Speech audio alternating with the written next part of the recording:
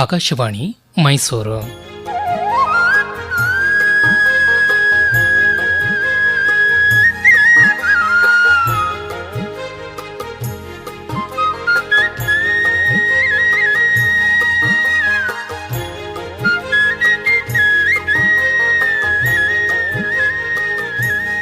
ಗಾದೆ ಗದ್ದುಗೆ ಗಾದೆ ಗದ್ದುಗೆ ಗಾದೆ ಗದ್ದುಗೆ ಗಾದೆ ಗದ್ದುಗೆ ಗಾದೆ ಗದ್ದುಗೆ.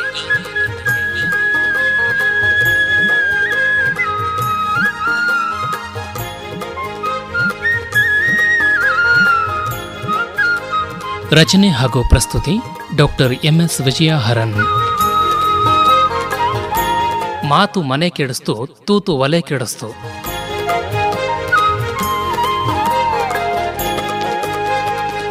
ಅಕ್ಕ ಅಕ್ಕ ಎಲ್ಲಿ ಹೋಗಿದ್ಯಕ್ಕ ಇಷ್ಟೊತ್ತು? ಹೇ ರಾಮು, ಬರ್ತಾ ಇದ್ದೀನಲ್ಲೋ. ಅದೇನು ಹಾಕಿ ಹೋಗ್ತೀಯಲ್ಲ, ಮಾಡಿ ಮೇಲೆ ಬಟ್ಟೆ ಒಣಗಾಕಕ್ಕೆ ಹೋಗಿದ್ದೆ ಅಷ್ಟೇ. ಹೋಗದೆ ಏನು ಮಾಡ್ತೀಯಕ್ಕ? ಭಾರಿ ಕಿಲಾಡಿ ಕಣಕ್ಕ ನೀನು. ಸಮಯಕ್ಕೆ ತಕ್ಕ ಹಾಗೆ ಪ್ಲ್ಯಾನ್ ಮಾಡಿರ್ತೀಯ, ನಾನಿಲ್ಲಿ ಒದ್ದಾಡಬೇಕು. ಯಾಕೋ ರಾಮು, ಏನಾಯ್ತೀಗ? ಅದನ್ನಾದರೂ ಸ್ವಲ್ಪ ಬಿಡಿಸಿ ಹೇಳ್ಬಾರ್ದಾ? ಅಲ್ಲ, ನನ್ನ ಕೈನಲ್ಲಿ ಊದ್ಕೊಳ್ವಿ ಕೊಟ್ಬಿಟ್ಟು ನೀನು ಹಾಯ ಮಾಡಿ ಮೇಲೆ ಹೋಗಿ ಬಟ್ಟೆ ಒಣಗಾಕೋ ನೆಪ ತಕ್ಕೊಂಡು ಹೊಟ್ಟೋದಿಯಲ್ಲ. ಇಲ್ಲಿ ಒಲೆ ಹತ್ಕತಾನೆ ಇಲ್ಲ, ಉರಿತಾನೆ ಇಲ್ಲ. ಬಾ ಹೊಗೆ ಅಂದ್ರು ಹೊಗೆ. ಏ ರಾಮು, ನಾನು ಸ್ವಲ್ಪ ಹೊತ್ತು ಊದಿ ಊದಿ ಕಣ್ಣುರಿ ಬಂದ್ಮೇಲೆ ತಾನೇ ನಿನ್ನ ಕೈ ಊದ್ಕೊಳ್ವಿ ಕೊಟ್ಬಿಟ್ಟು ನಾನು ಮಾಡಿ ಮೇಲೆ ಹೋಗಿದ್ದು. ಸ್ವಲ್ಪ ಸರಿಯಾಗಿ ಊದು, ಒಲೆ ಎಲ್ಲ ಹತ್ಕೊಳ್ಳುತ್ತೆ. ನನ್ನ ಮೇಲೆ ಹಾಗೆ ರೇಗಿದ್ರೆ ಒಲೆ ಹತ್ಕೊಳ್ಳುತ್ತಾ?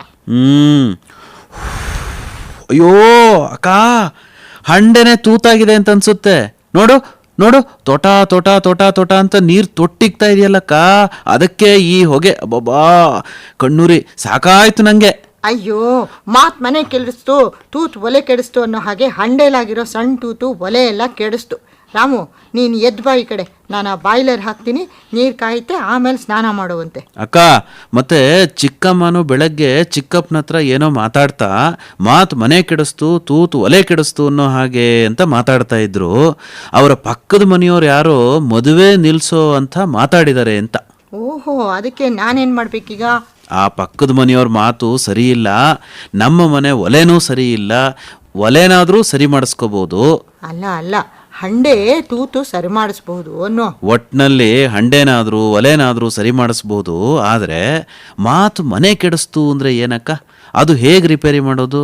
ಮಾತಿಗೂ ತೂತಿಗೂ ಹೋಲಿಸಿದಾರಲ್ಲ, ಒಳ್ಳೆ ವಿಚಿತ್ರವಾಗಿದೆ ಅಲ್ವೇನಕ್ಕ? ಏ ರಾಮು, ಈಗ ನಿಂಗೆ ಒಲೆ ಹೇಗಿರಬೇಕು ಅಂತ ಗೊತ್ತಾಯ್ತಾ? ಅಕ್ಕ, ಒಲೆ ಹೇಗಿರಬೇಕು ಅಂತಲೂ ಗೊತ್ತು, ಹೇಗಿರಬಾರ್ದು ಅಂತಲೂ ಗೊತ್ತು. ನೀನೇ ಊದ್ಕೊಳ್ವಿ ಕೈ ಕೊಟ್ಬಿಟ್ಟು ಪಾಠ ಕಲಿಸಿದೆಯಲ್ಲ. ತಮಾಷೆ ಇರಲಿ ರಾಮು. ಈ ಮಾತು ಮನೆ ಕೆಡಿಸ್ತು, ತೂತು ಒಲೆ ಕೆಡಿಸ್ತು ಅನ್ನೋದು ಒಂದು ಸುಂದರವಾದ ಅರ್ಥಗರ್ಭಿತವಾದ ಗಾದೆ. ಮನೆ ಮತ್ತು ಒಲೆಗಳ ಹೋಲಿಕೆಯಿಂದ ಗಾದೆಯ ಅಂತರಂಗ ಅರಿವಾಗ್ತಾ ಹೋಗ್ತಾ ವಿಶಾಲವಾದ ಅರ್ಥದ ಕಡೆಗೆ ಸಮಾಜದಲ್ಲಿ ಮನುಷ್ಯರು ಹೇಗೆ ವರ್ತಿಸಿದ್ರೆ ಜೀವನದಲ್ಲಿ ಉನ್ನತಿ ಕಾಣ್ತಾರೆ ಅನ್ನೋದ್ರ ಬಗ್ಗೆ ಎಲ್ಲ ಆಳವಾಗಿ ಆಲೋಚನೆ ಮಾಡೋ ಹಾಗೆ ಮಾಡುತ್ತೆ. ಅಕ್ಕ, ನೀನು ಒಳ್ಳೆ ಕಾಲೇಜ್ ಲೆಕ್ಚರರ್ ಪಾಠ ಮಾಡೋ ಹಾಗೆ ಹೇಳಿದ್ರೆ ನನಗೆ ಹೇಗೆ ಅರ್ಥ ಆಗ್ಬೇಕು ಹೇಳು? ಸ್ವಲ್ಪ ಸಿಂಪಲ್ ಆಗಿ ನನಗೆ ಅರ್ಥ ಆಗೋ ಹಾಗೆ ಹೇಳಕ್ಕ. ಸರಿ ರಾಮು, ನಿಂಗೆ ಮನೆ ಹೇಗಿರಬೇಕು ಅಂತ ಅನಿಸುತ್ತೆ ಹೇಳು? ಆಹಾ, ಏನು ಹೇಳಕ್ಕ, ನನಗಂತೂ ಈ ಹಳೆ ಕಾಲದ ಹೆಂಚಿನ ಮನೆ ನೋಡಿ ನೋಡಿ ನೋಡಿ ಬೇಜಾರಾಗಿ ಹೋಗಿದೆ. ಒಳ್ಳೆ ಮಾಡರ್ನ್ ಆಗಿ ಪಾಶ್ ಆಗಿರೋ ಒಂದು 20 ಚದರದ ಮನೆ ಇಷ್ಟ ಕಣಕ್ಕ. ಇಂಟೀರಿಯರ್ ಡೆಕೋರೇಷನ್ ಎಲ್ಲ ಸಖತ್ತಾಗಿರಬೇಕು. ಮನೆ ಮುಂದೆ ಒಳ್ಳೆ ಲಾನ್ ಇರ್ಬೇಕು ಕಣಕ್ಕ. ಓಹೋ, ಅಲ್ವೋ, ನಿನ್ನ ಮನೆ ಹೇಗಿರಬೇಕು ಹೇಳು ಅಂದರೆ ಮನೆ ಅಂದ ಚಂದದ ಬಗ್ಗೆ ಹೇಳ್ತೀಯಲ್ಲ, ಅದೆಲ್ಲರ ಕಣ್ಣಿಗೂ ಕಾಣೋ ಅಂಥದ್ದು. ಅದ್ರ ಬಗ್ಗೆ ಕೇಳಿಲ್ಲ ಕಣೋ ನಿನ್ನ. ಮತ್ತೆ ಮನೆ ಚಿಕ್ಕದಾದ್ರೂ ಮನಸ್ಸು ದೊಡ್ಡದಾಗಿರ್ಬೇಕು ಅಂತ ದೊಡ್ಡವ್ರು ಹೇಳೋ ಮಾತನ್ನು ನೀನು ಕೇಳಿಲ್ವಾ? ಓಹೋ, ಕೇಳಿದ್ದೀನಿ. ಮನೆ ಚಿಕ್ಕದಾಗಿದ್ರು ಮನೆಯಲ್ಲಿರೋರೆಲ್ಲ ಒಗ್ಗಟ್ಟಾಗಿ ವಿಶ್ವಾಸದಿಂದ ಇರಬೇಕು. ಮನೆಗೆ ಬಂದ ನೆಂಟರು ಇಷ್ಟತ್ರ ವಿಶ್ವಾಸದಿಂದ ಮಾತಾಡಿ ಅವರನ್ನು ಉಪಚರಿಸೋ ಮನಸ್ಸು ದೊಡ್ಡದಾಗಿರಬೇಕು. ಆ ಮನಸ್ಸು ದೊಡ್ಡದಾಗಿದ್ರೆ ಒಳ್ಳೊಳ್ಳೆ ಮಾತುಗಳು ಬರುತ್ತೆ, ಆ ಮನೆಯಲ್ಲಿ ಸಂತೋಷ ತುಂಬಿರುತ್ತೆ ಅಲ್ವೇನಕ್ಕ? ಹೌದು ಕಣರಾಮು. ಮತ್ತೆ ಆಗ ಮನೆ ಚಿಕ್ಕದಾಗಿದ್ರು ಸಣ್ಣ ಪುಟ್ಟ ಅನಾನುಕೂಲಗಳಿದ್ರು ಎಲ್ಲರೂ ಅನುಸರಿಸ್ಕೊಂಡು ಹೋಗುವಂತ ಮನೋಭಾವನು ಬೆಳೆಯುತ್ತಲ್ವಾ? ಸರಿಯಾಗಿ ಹೇಳ್ದೆ ಅಕ್ಕ ನೀನು. ನಾನು ಎಷ್ಟೋ ಕಡೆ ನೋಡಿದ್ದೀನಿ, ಮನೆ ದೊಡ್ಡದಾಗಿ ಕಟ್ಟಿರ್ತಾರೆ, ಅದರಲ್ಲಿರೋ ಜನನೂ ಕಡಿಮೆ ಇರ್ತಾರೆ, ಆದ್ರೂ ಸಣ್ಣ ಪುಟ್ಟ ವಿಷಯಕ್ಕೆಲ್ಲ ಜಗಳ ಮಾಡ್ತಿರ್ತಾರೆ. ರಾಮು, ಮನೆ ಚಿಕ್ಕದಾಗಿರ್ಲಿ ದೊಡ್ಡದಾಗಿರ್ಲಿ ಮನಸ್ಸು ಚೆನ್ನಾಗಿರ್ಬೇಕು ನೋಡು. ಆ ಮನಸ್ಸು ಚೆನ್ನಾಗಿರ್ಬೇಕಾದ್ರೆ ಮನೆಯಲ್ಲಿರೋರ ವರ್ತನೆ, ಆಡುವ ಮಾತುಗಳು ಚೆನ್ನಾಗಿರಬೇಕು. ಇತರರನ್ನ ನೋಯಿಸೋ ಹಾಗೆ ಇರಬಾರ್ದು. ಹಾಗಿದ್ದಾಗ ಅಂಥ ಮನೆ ಅನ್ನೋ ಕಲ್ಪನೆನೇ ಸುಂದರವಾಗಿರುತ್ತಲ್ವಾ? ಅಕ್ಕ, ಈ ಮಾತು ಮನೆ ಕೆಡಿಸ್ತು, ತೂತು ಒಲೆ ಕೆಡಿಸ್ತು ಅನ್ನೋ ಗಾದೆನಲ್ಲಿ ಮನೆ ಅನ್ನೋದು ಮನೆ ವಾತಾವರಣವನ್ನ, ಮನೆ ಸಂತೋಷ, ನೆಮ್ಮದಿನ ಪ್ರತಿನಿಧಿಸುತ್ತಲ್ವಾ? ಮಾತು ಅನ್ನೋದು ಕೆಟ್ಟ ಮಾತುಗಳನ್ನ, ಚುಚ್ಚು ಮಾತುಗಳನ್ನ, ಆಡಬಾರದ ಮಾತುಗಳನ್ನ ಆಡಿದಾಗ ಆಗಬಹುದಾದ ಅನಾಹುತಗಳನ್ನು ಧ್ವನಿಸುತ್ತೆ ಅಲ್ವೇನಕ್ಕ? ಹೇಗೆ ತೂತು ಒಲೆ ಎಲ್ಲ ಕೆಡಿಸುತ್ತಲ್ಲ ಹಾಗೆ. ಅಕ್ಕ, ನಮ್ಮ ಸಮಾಜದಲ್ಲಿ ಈ ರೀತಿ ಕೆಟ್ಟ ಮಾತುಗಳನ್ನಾಡಿ, ಚಾಡಿ ಮಾತುಗಳನ್ನಾಡಿ ಸಂಸಾರಗಳನ್ನು ಹಾಳು ಮಾಡೋವಂಥವ್ರು, ಸ್ನೇಹವನ್ನು ಒಡೆಯೋವಂಥವ್ರು, ಸಂಬಂಧಗಳನ್ನು ಮುರಿಯೋವಂಥವ್ರು, ಇಂಥವ್ರನ್ನೆಲ್ಲ ಮನೆ ಹಾಳ್ರು, ಮನೆ ಮುರುಕರು ಅಂತಾರೆ. ಇಂಥವರು ತುಂಬಾನೇ ಇದಾರಲ್ವೇನಕ್ಕ? ಹೌದು ಕಣರಾಮು, ಅಂಥವ್ರ ಬಗ್ಗೆ ನಾವು ತುಂಬಾ ಎಚ್ಚರಿಕೆಯಿಂದ ಇರಬೇಕು ಗೊತ್ತಾ. ಮಾತಿನಿಂದ ಮನೆ ಮನಸ್ಸುಗಳು ಕೆಡದ ಹಾಗೆ ನೋಡ್ಕೋಬೇಕು. ಒಬ್ರು ಇನ್ನೊಬ್ಬರ ಬಗ್ಗೆ ಇಲ್ಲ ಸಲ್ಲದ ಅಪಪ್ರಚಾರಗಳನ್ನು ಮಾಡಬಾರ್ದು. ನೀನ್ ಕೇಳಿಲ್ವಾ ಈಗ ಈ ನಿನ್ನ ಒಲೆ ಅನುಭವದಿಂದಲೇ ನಿಂಗೆ ಮಾತಿನ ಮಹತ್ವ ಹೇಗಿರಬೇಕು, ಮನೆ ಮಹತ್ವ ಹೇಗಿರಬೇಕು ಅನ್ನೋದು ತಿಳಿತಲ್ವಾ?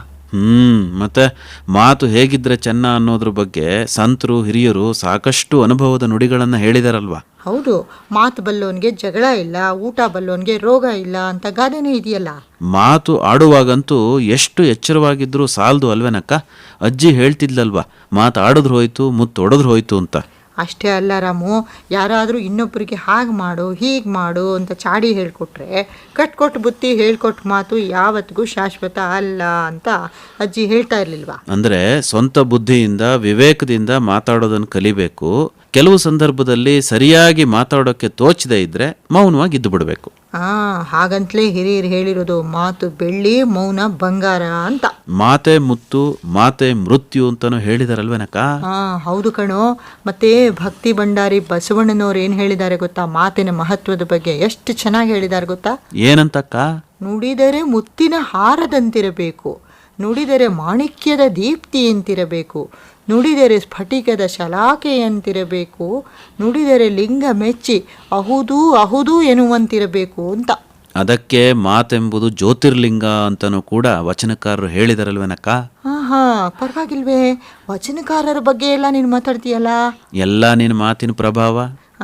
ಮತ್ತೆ ಕವಿ, ನಮ್ಮ ವರಕವಿ ಡಾಕ್ಟರ್ ಬೇಂದ್ರೆ ಅವರು ಏನು ಹೇಳ್ತಾರೆ ಗೊತ್ತಾ ಒಂದು ಸುಂದರವಾದ ಕವನದಲ್ಲಿ? ಮಾತು ಮಾತು ಮಥಿಸಿ ಬಂದ ನಾದದ ನವನೀತ ಅಂತ ಹೇಳ್ತಾರೆ. ಎಷ್ಟು ಚೆನ್ನಾಗಿದೆ ಅಲ್ವಾ?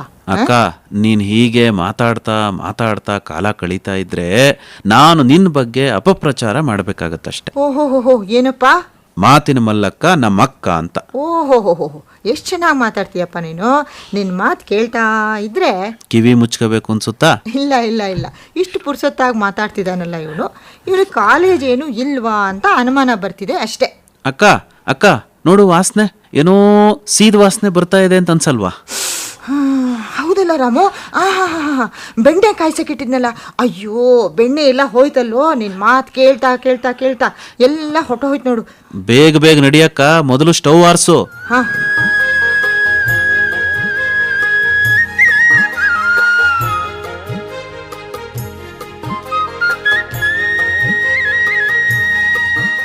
ಗಾದೆ ಗದ್ದುಗೆ ಕೇಳುತ್ತಿದ್ದೀರಿ.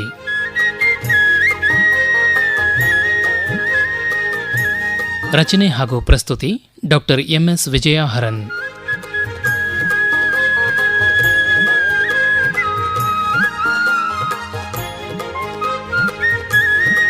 ನಿರೂಪಣೆ N ಕೇಶವಮೂರ್ತಿ.